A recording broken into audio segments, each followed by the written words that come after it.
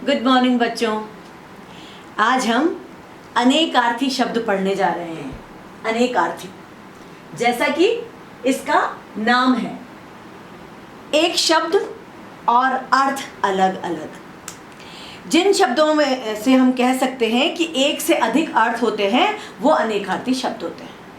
ये आपने पहले पढ़े हैं और आपके PT1 में 1 to 20 वर्ड्स आ चुके हैं। अब उससे आगे आज हम करने जा रहे हैं 21 to 40 वर्ड्स मैं आपको कराऊंगी अभी, और एक बार आपको समझने की आवश्यकता है, उसके बाद आप अनेकार्थी शब्दों को आराम से समझ सकते हैं। उसके लिए कई बार ऐसा देखा गया है कि कई बच्चे कंफ्यूज होते हैं कि मैम पर्यायवाची शब्द क्या हैं और अनेकार्थी शब्द क्या हैं।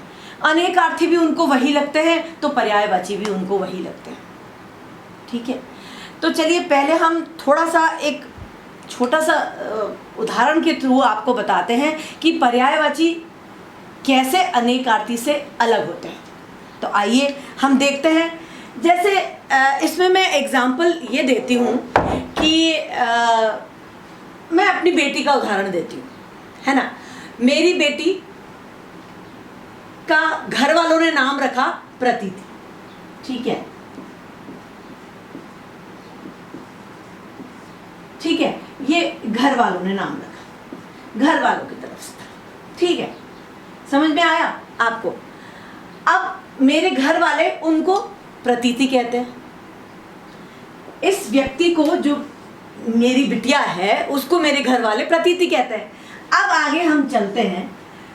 प्रतीति जो है उसको मैं नानू नाम दिया, मैंने उसको नाम दिया नानू, यानी उसकी माँ ने उसको क्या कहा, नानू। ठीक है, आया ये बात समझ में। प्रतीति घर वालों ने नाम रखा और मैंने उसको नानू नाम दिया। अब इसके बाद नानू के जो दोस्त थे ना, वो उन्होंने उसको कहा प्रेट्स, उन्होंने उसको बनाया प्रेट्स।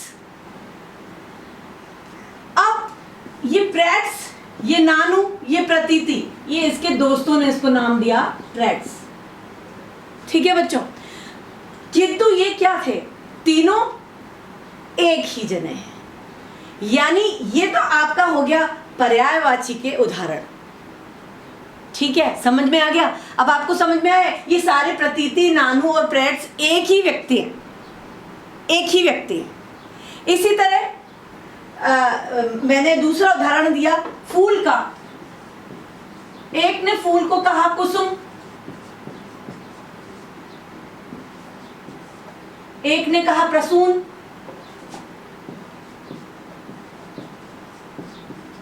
तो एक ने कहा पुष्प। पर वो थे क्या, सब क्या थे, फूल थे। तो ये फूल के अलग अलग पर्यायवाची है, किंतु इन सब का क्या है, अर्थ एक ही है। मैं किसके बारे में, फूल के बारे में बात कर रहे हैं। अब ये तो हमारी बात थी, हमने क्या बात करी, ये तो पर्यायवाची। आप पर्यायवाची से जो कंफ्यूजन होता है ना आपका, वो बता रही हूं मैं। अब अनेकार्थी में बच्चों क्या होता है, अनेक वस्तु, उनका नाम एक ही, आशय, अर्थ परिवर्तित होता चला जाता है, उनके अर्थ अलग से अलग आते हैं। जैसे मैंने बोला, एक शब्द लिया मैंने कल। कल का एक अर्थ होता है जो बीता हुआ कल,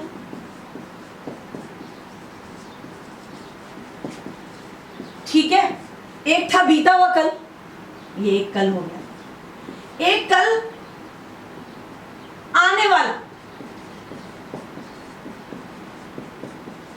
ये भी कल है।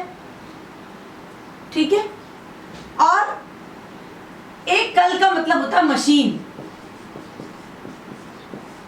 जिनको बोलते कल पुर्जे।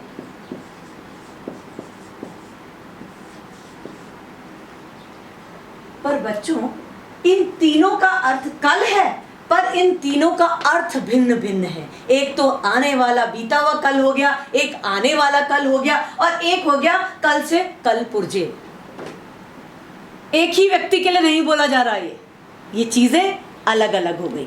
आपको समझ में आया?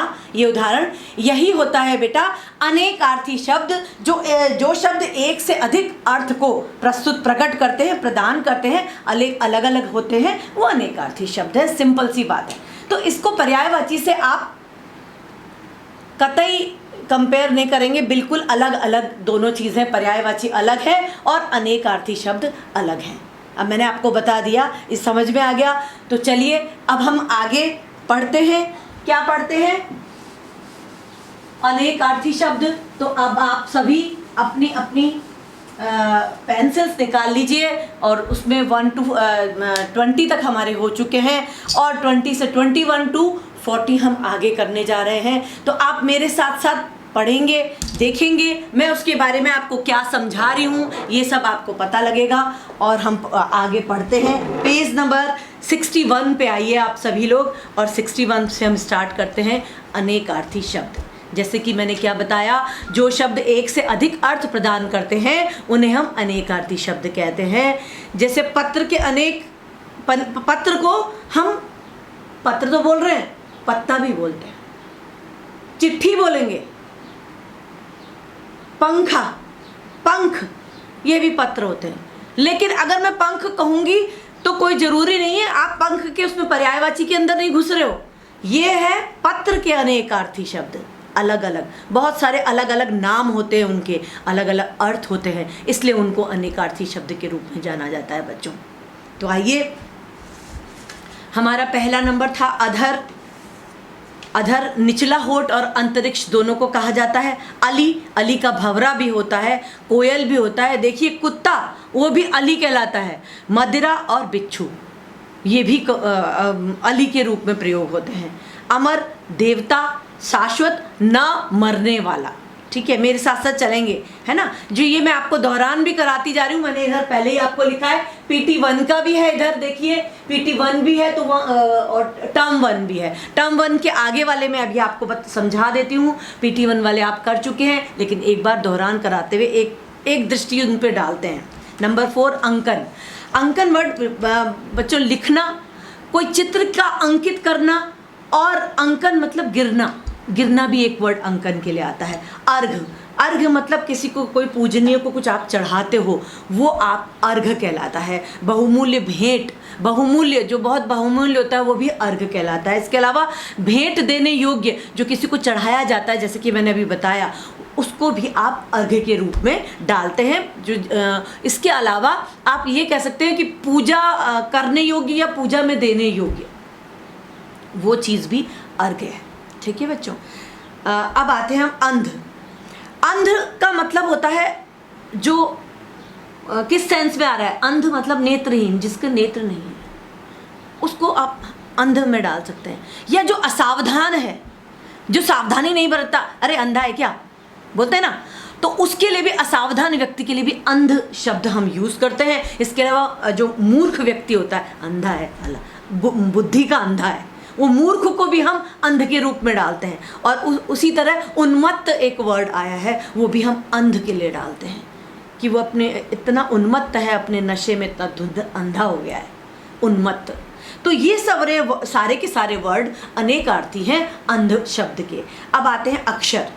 आकाश, मोक्ष, ईश्वर, अ से ह तक के जो वर्ण होते हैं वो सभी अक्षर आते हैं। तो हम अक्षर बोलते हैं तो हमको सीधे के सीधे किस बात क्या लगता है? अक्षर बोल रही है मैम, तो मतलब अ से अ क ख ग ये एक अर्थ लेते हैं, ऐसी बात नहीं है। अक्षर आकाश को भी कहा जाता है ना।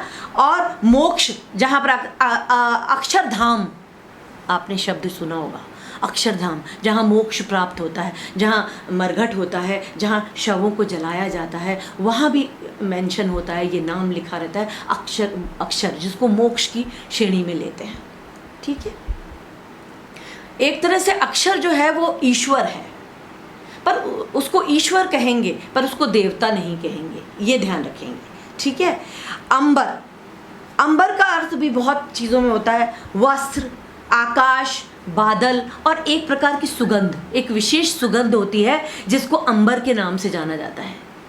एक विशेष प्रकार की सुगंध होती है जिसको अंबर के नाम से हम जानते हैं। ठीक है बच्चों। अब लाइन अर्क।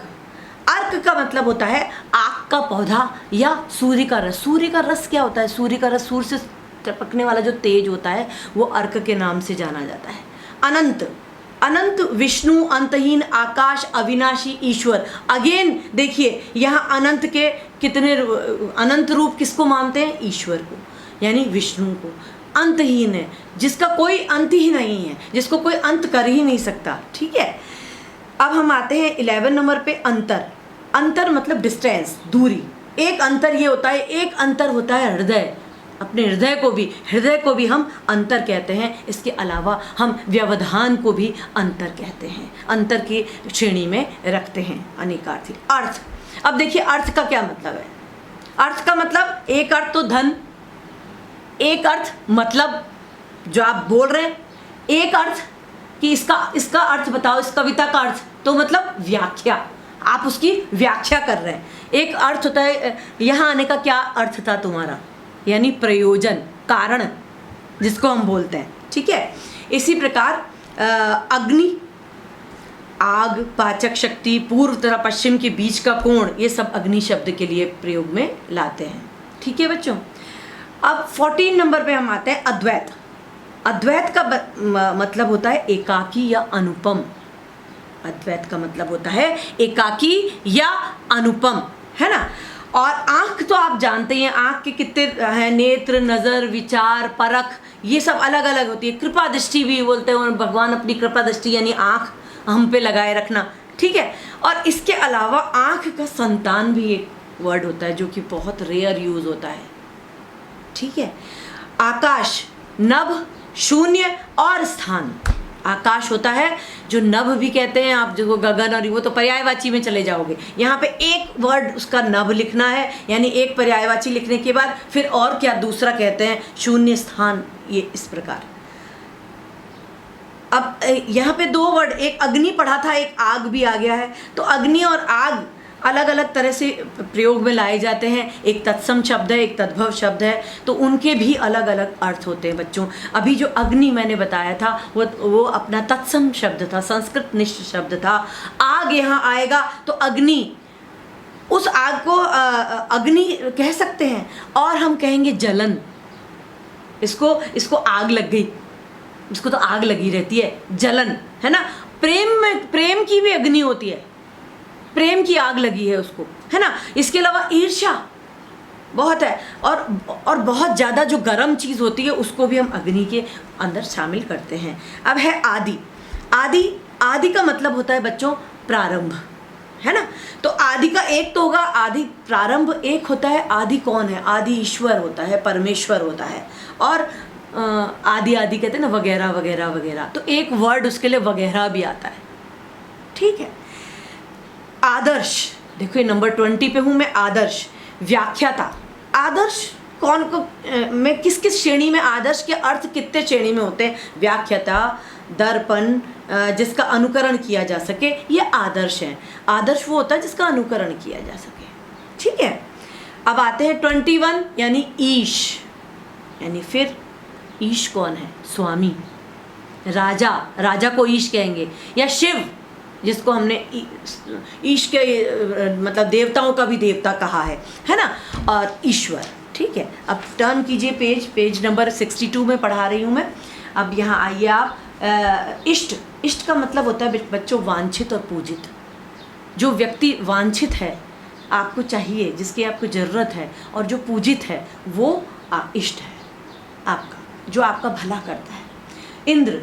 अब इंद्र के लिए देखिए कितने अर्थों में इंद्र का शब्द का प्रयोग होता है। ऐश्वर्यवान, श्रेष्ठ, एक देवता, सूर्य, राजा, जीव और मालिक, इतने नामों में इंद्र का प्रयोग किया जाता है। उग्र। अब उग्र बच्चों, उग्र जो शब्द है देखिए इसमें आया है, वो तेज के रूप में भी आता है, विष्णु के रूप में भी आता है, सूर्य के रूप में भी, क्योंकि सूर्य भी उग्र होता है, तेज होता है। और एक संकर जाति होती है। संकर जाति बच्चों जिसको बोलते हैं वनस्पतियों में होती है, पेड़ पौधों में पाई जाती है, अनाज की एक जाति होती है संकर जाति, तो उसको भी उग्र कहते हैं। ठीक है बच्चों। उत्सर्ग। अब उत्सर्ग में है 3 शब्दों के सम्मेलन, 3 से ज़्यादा उत्सर्ग हो सकते हैं। उत्सर्ग का एक अर्थ दान देना होता है, एक त्याग होता है और एक समर्पण होता है। मैंने अपना जीवन उत्सर्ग कर दिया है ना, तो वो उत्सर्ग उस तरह से भी प्रयोग किया जाता है। समाप्ति भी कहते हैं उत्सर्ग को, कि कोई चीज़ दे दी, खत्म हो गई, तो वो उत्सर्ग कर दिया, हमने खत्म कर दिया। अब देखिए 26 नंबर पे आपके लिखा है कर्ण। कर्ण आप जानते हैं कुंती पुत्र, कौन थे कर्ण? कुंती पुत्र। और कर्ण किसके लिए यूज करते हैं हम? कान के लिए। इसके अलावा कर्ण हम यूज करते हैं, नाव की जो पतवार होती है बच्चों, उसके लिए भी हम कर्ण का शब्द का वो अर्थ देते हैं। और त्रिभुज के समकोण के सामने की जो भुजा होती है उसको भी कर्ण कहते हैं। आप लोग इंग्लिश में पढ़ते हैं, कोण बोलते हैं, उसमें कर्ण और कोण के रूप में त्रिभुज के समकोण के सामने की भुजा का, आमने सामने की जो भुजा होती है उसको कर्ण के रूप में जाना जाता है बच्चों।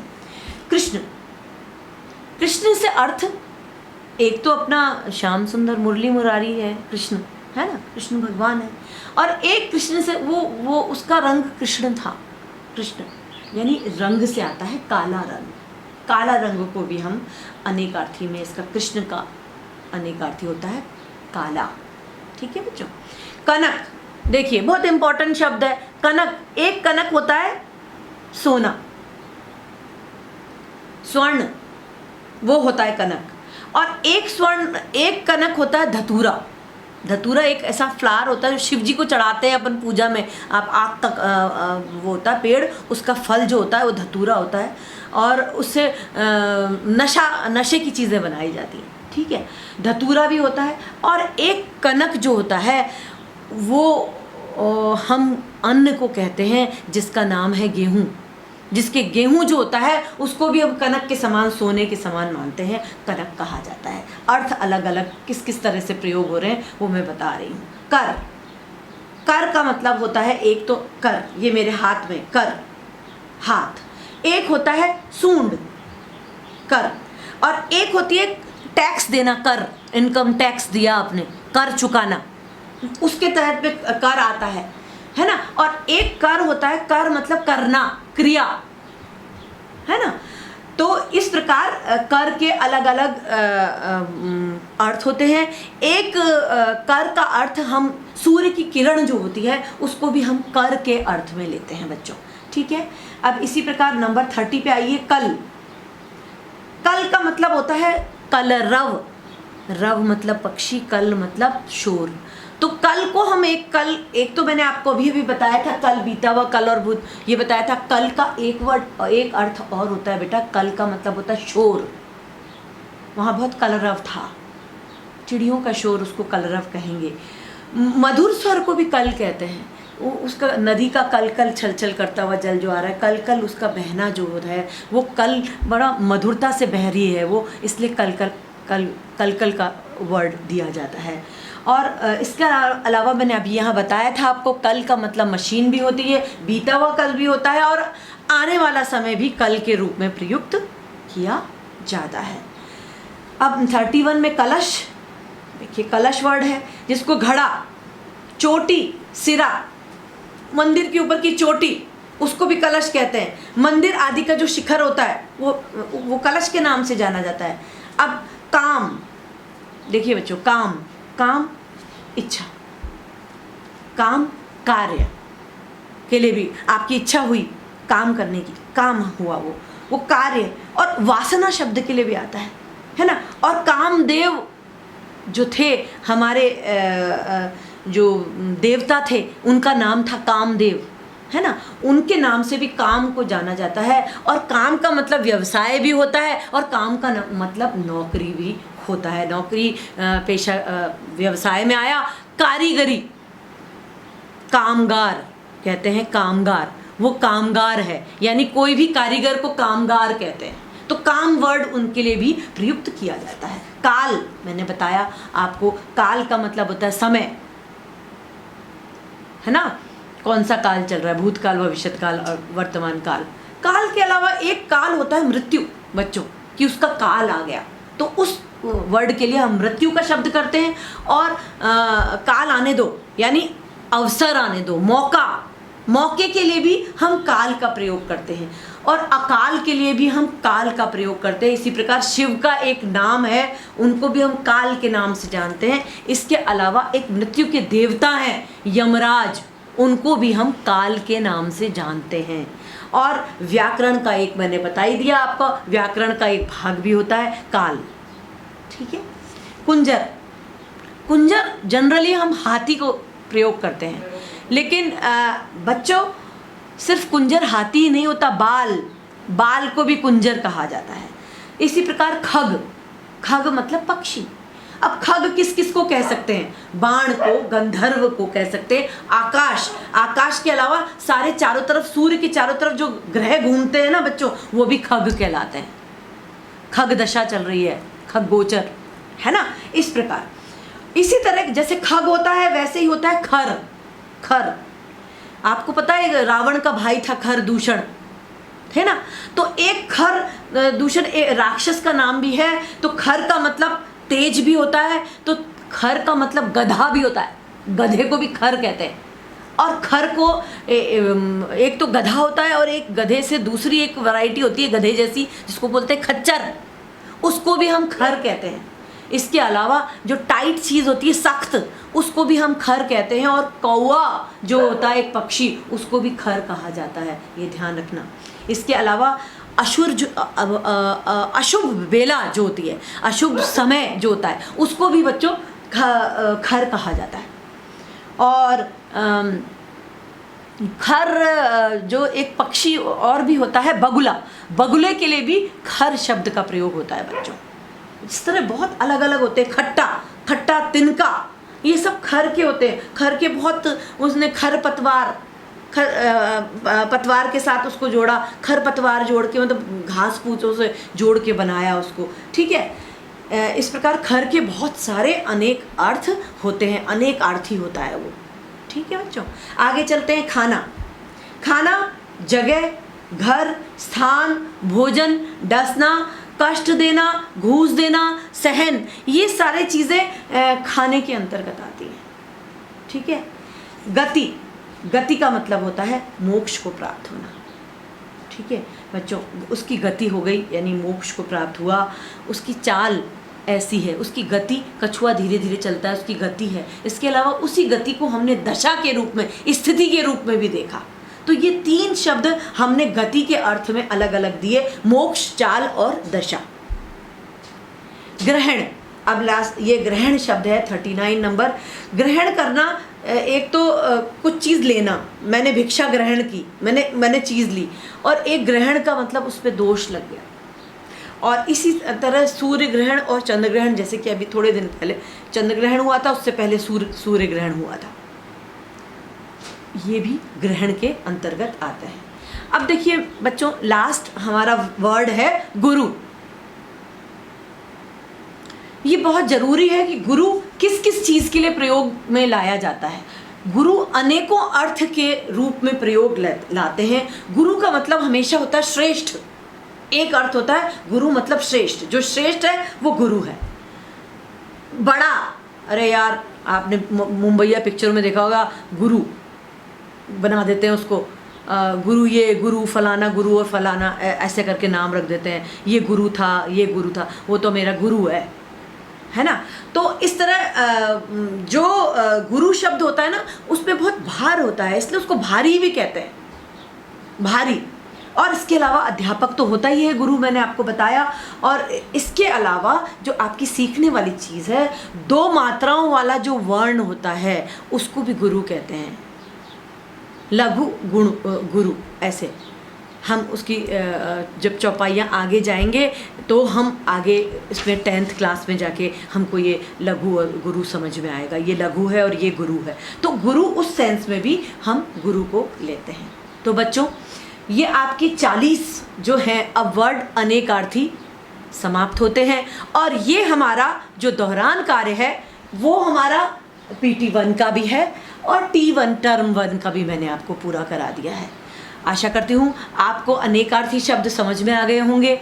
इन अनेकार्थी शब्दों के जो एक्सरसाइज हैं, किताब की एक्सरसाइज हैं, वो मैं आपको बता दूंगी और आपको संलग्न करा दूंगी साथ में, तो वो आप अपनी किताब में यथावत कर लीजिएगा। और इसके अलावा जो अतिरिक्त प्रश्न मैंने अनेकार्थी शब्द के बनाए हैं बच्चों आपके एग्ज़ाम के लिए, तो वो PT1 और T1 दोनों में आएंगे, तो मिक्स हैं वो 1 to 40 तक सब सारे क्वेश्चन उसमें मिक्स हैं, तो वो भी अतिरिक्त क्वेश्चन किस तरह से आएंगे वो भी मैं आपको संलग्न करा दूंगी, प्रेषित कर दूंगी। लेकिन आपसे एक निवेदन ये है कि जो भी वीडियो आपको आजकल भेजा जा रहा है, प्लीज़ उसको सबको बोलो कि वो पूरे के पूरे वीडियो को देखें, तभी आपको वो चीज़ कंसेप्ट आपको क्लियर होगा। आज का काम यहीं तक। Thank you.